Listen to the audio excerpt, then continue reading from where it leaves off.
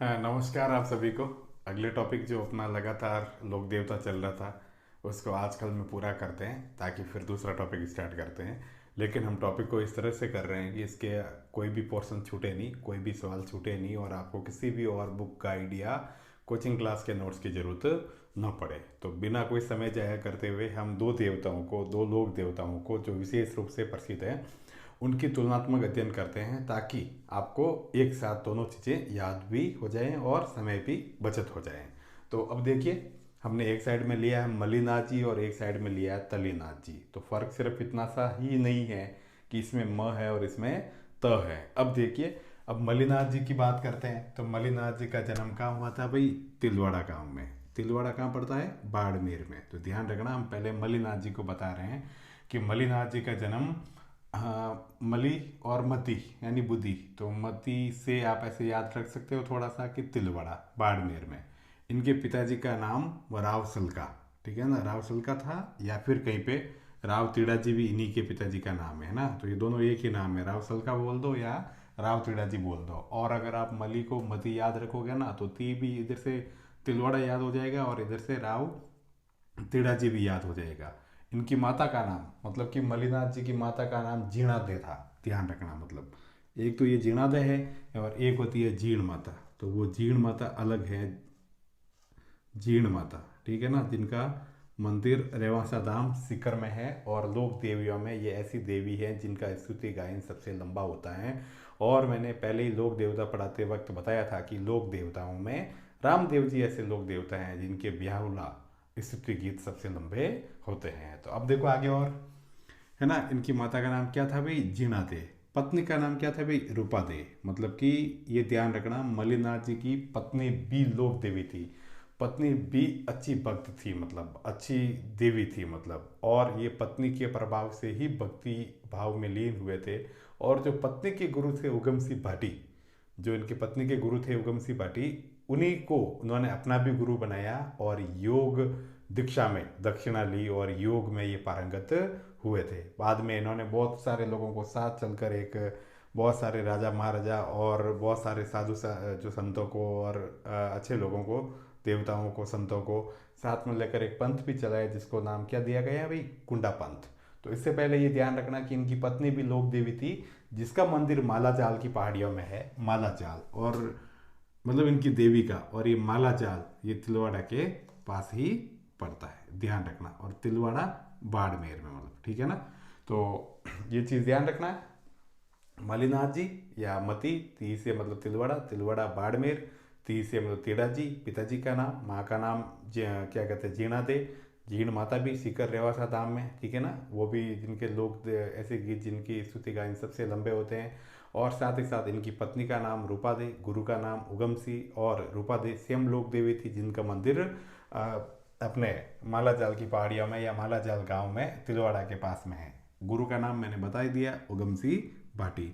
इन्होंने अपने गुरु से योग साधना में दक्षिणा ली थी और ये इनकी पत्नी के गुरु का नाम भी उगम सिंह भाटी ही था। अब एक चीज़ और याद रखनी है, ज़्यादा इनमें कन्फ्यूज़न है ही नहीं। जहाँ इनका जन्म हुआ था वहीं इनका मेला भी बढ़ता है। तो इनका मेला कहाँ बढ़ता है भाई? तिलवाड़ा में। और ये राजस्थान का, ये चीज़ याद रखना है, राजस्थान का सर्व प्राचीन पशु मेला है। तो ये ध्यान रखना है, राजस्थान का सर्व प्राचीन पशु मेला पूछे तो वो मलिनाथ जी का पशु मेला है।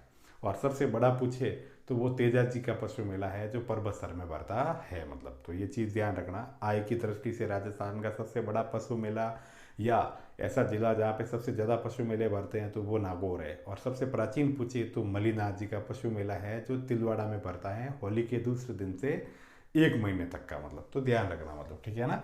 ये चैत्र कृष्ण एकादशी से चैत्र शुक्ल एकादशी तक ये मेला तिलवाड़ा में पड़ता है। और जो इन्होंने पंथ चलाया था तो उस पंथ का भी नाम आपको याद रखना है। जो मल्लिनाथ जी ने पंथ चलाया था उस पंथ का नाम कुंडा पंथ है। तो जो कुंडा पंथ कभी पूछ ले कि किसने चलाया था, तो कुंडा पंथ भी मल्लिनाथ जी ने चलाया था। अब एक चीज़ या इंटरेस्टिंग फैक्ट याद रखना आपको कि जो मालानी गांव है, ठीक है ना, मालानी, मालानी एरिया जो है वो मल्लिनाथ जी के नाम पे ही पड़ा था या मल्लिनाथ जी के नाम से ही ये क्षेत्र प्रसिद्ध हुआ था। तो आपको कहीं पूछ ले या कि भाई कौन से लोक देवता के नाम पे मालानी, तो म से म न म से मल्लिनाथ जी, ये भी याद रखना आपको इनका ये क्षेत्र का नाम इन्हीं के नाम पर पड़ा। मंदिर, फिर जहाँ मेला है वहीं मंदिर है, वहीं जन्म है, तो ध्यान रखना मतलब तिलवाड़ा। और हाँ, जो काम की चीज़ है कि ये जो कौन सी नदी के किनारे पर है, तो ये चीज़ ध्यान रखना, ये लूणी नदी के किनारे पर है। जैसे कि लोक देवता देवनारायण जी का मंदिर आसीन में खारी नदी के किनारे पर है, वैसा कि वैसे इनका मंदिर मतलब मल्लिनाथ जी का मंदिर तिलवाड़ा में लूणी नदी के किनारे पर है। तो ये पॉइंट थोड़ा सा आप ध्यान रखना, कभी ऐसे भी क्रॉस करके आपसे पूछा जा सकता है। अब ये तो इनकी विशेषता है कि ये निर्गुण निराकार ईश्वर की भक्ति को मानते थे या ईश्वर को मानते थे। निर्गुण यानी ऐसा ईश्वर जिसमें गुण नहीं हो, वैसा नहीं, ऐसा ईश्वर जिसके गुणों को बखान न किया जा सके।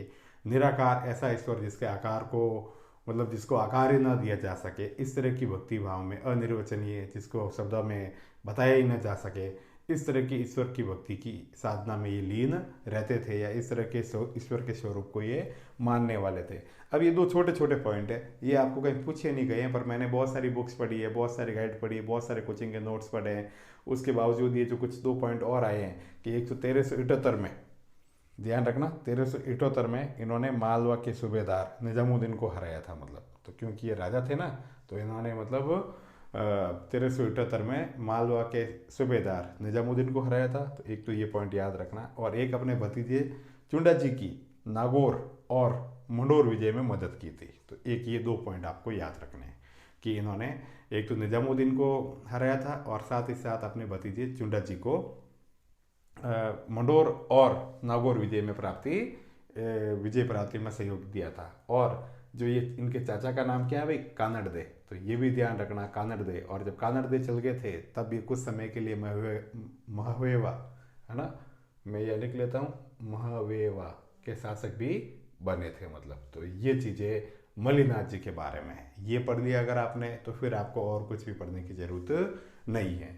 अब आगे इधर देखो, मतलब तल्लीनाथ जी का तो छोटा सा काम है, मतलब छोटा सी कहानी है बस, लेकिन एग्जाम के पॉइंट ऑफ व्यू से बड़े काम के हैं, क्योंकि बहुत बार ये सवाल एग्जाम में आया है कि ओरण के देवता के रूप में कौन से लोक देवता प्रसिद्ध है। तो पहले तो हम ओरण भी बताएंगे, लोक देवता भी बताएंगे, और इनके पिताजी का नाम भी। तो इनका जन्म है वो शेरगढ़ में हुआ था, और शेरगढ़ जोधपुर के पास पड़ता है, ये ध्यान रखना। मतलब तल्लीनाथ जी की बात कर रहे हैं। इनके पिता का नाम विरमदेव था, मतलब ठीक है ना। और ये विरमदेव जी जोधपुर के राजा राव मालदेव के भाई थे, मतलब ठीक है ना। और ये स्वयं राव चुंडा जी के भाई थे। तो ये भी ध्यान रखना कि अधिकतर मतलब राजा महाराजाओं के परिवार से निकले थे। तो आप भी ज़्यादा पैसे वैसे इसके मोह माया में मत पड़ना, तो लोक देवता भी मत बनना, पहले सेकंड ग्रेड शिक्षक और रिट या third grade first grade RS ये बनना, मतलब ठीक है ना। तो इनके पिता का नाम विरमदेव, जो राव मालदेव के भाई थे, जोधपुर के शासक के, और राव चुंडा जी इनके भाई थे। गुरु का नाम जालंधर नाथ था, ध्यान रखना। तल्लीनाथ जी का जालंधर नाथ और मल्लिनाथ जी का उगम सिपाटी, ये ध्यान रखना। इनके उपनाम मतलब अन्य नाम जिनके नाम से ये प्रसिद्ध है, तो एक तो ये थोड़ा सा ध्यान रखना, प्रकृति प्रेमी देवता थे, इसीलिए पहाड़ियों के बीच में रहते थे। इसके अलावा अगर आपसे कभी सवाल ये पूछ लिया जाए कि दुनिया के सबसे पहले पर्यावरणविद लोक संत कौन से थे, तो वो जाम्बू जी आएंगे।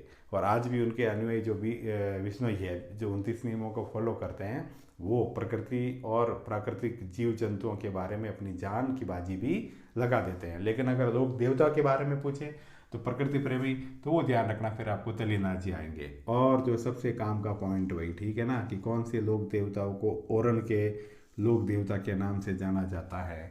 तो आप लोग इसमें देवताओं के अपमान के रूप में ना लेकर याद करने की ट्रिक के रूप में लेना कि जैसे ये है ना तल्लीनाथ जी से त से तर, ट से ट, तली, ठीक है ना, होकर ओरण में सो जाते थे, इसीलिए ओरण के देवता के रूप में कौन से प्रसिद्ध थे भाई, तल्लीनाथ जी। अब ओरण कहते किसे हैं, तो ओरण अगर जो आप गांव की संस्कृति से रूबरू हो, उससे परिचित हो, वहाँ रहते हो, कभी रहे हो, या आपकी जड़ें गांव से जुड़ी हुई हो, तो बिल्कुल सामान्य सा अर्थ है इसका कि कोई भी मंदिर और उसके आसपास का ऐसा संरक्षित क्षेत्र जहाँ पे पेड़ पौधे काटना, पशु चराना, लकड़ी काटना वर्जित हो, उस चीज़ को ओरण कहा जाता है, मतलब ठीक है ना। तो इनको ओरण के लोक देवताओं के रूप में भी मतलब जाना जाता है। अब एक सवाल बढ़िया काम का जो इनके बारे में बहुत बार पूछा जाता है और बहुत बार एग्जाम में आया भी है, मतलब और थोड़ा सा हटके भी है, मतलब तो तल्लीनाथ जी का मंदिर पंचमुखी पहाड़ी पर है, और ये पंचमुखी पहाड़ी प से पांचोटा ना कि ला, पांचोटा गांव में, और पांचोटा गांव जालोर में पड़ता है। तो इनका मंदिर है वो पंचमुखी पहाड़ी है, मतलब ऐसी पहाड़ी है जिसके 5 मुख लगते हैं हमें दूर से। वहाँ पर घोड़े पर असवार इनकी मूर्ति स्थापित है, और पांचेटा गांव जालोर में प्रकृति के बीच में इनका मंदिर है। ठीक है। और इनका वास्तविक नाम जो सबसे काम का भी, जो इनका वास्तविक नाम है वो क्या है भी, गांगदेव राठौड़। गांगदेव राठौड़। तो ये चीज़ें आपको याद रखने वाली या एग्जाम के पॉइंट ऑफ व्यू से पढ़ने वाली है, मतलब ठीक है ना।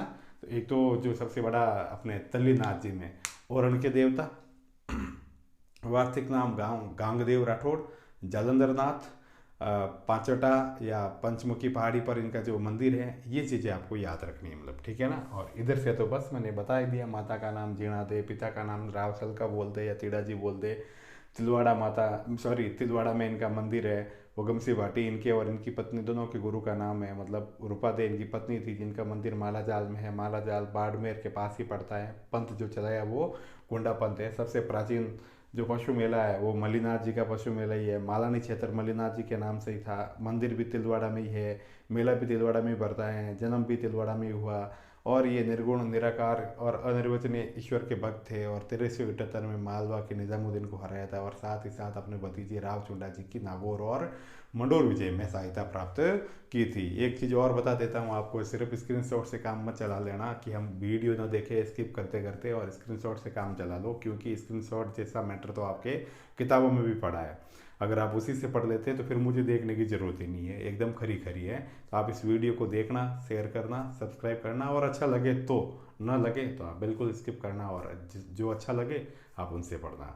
मुझे पढ़ने, मुझे सुनने और मुझे देखने के लिए बहुत बहुत शुभकामनाएं। ईश्वर आपके सारे सपने पूरे करे, सारी मनोकामनाएं पूर्ण करें, और हम लगातार ऐसे ही आपका रीड का सिलेबस, अगर आपका इसी तरह से सपोर्ट और सहयोग मिलता रहा, शेयर करते रहे, देखते रहे, व्यूज़ बढ़ाते रहिए, सब्सक्राइबर बढ़ाते रहे, तो हम दावे के साथ कहते हैं कि आपका सिलेबस रीड के एग्ज़ाम से पहले पहले पूरा करवा देंगे। सिर्फ रीड का ही नहीं, एसआई का एग्ज़ाम का जो आएगा, आरएस प्री का आएगा, वो सारा कोर्स एक तरह से पूरा कराएंगे।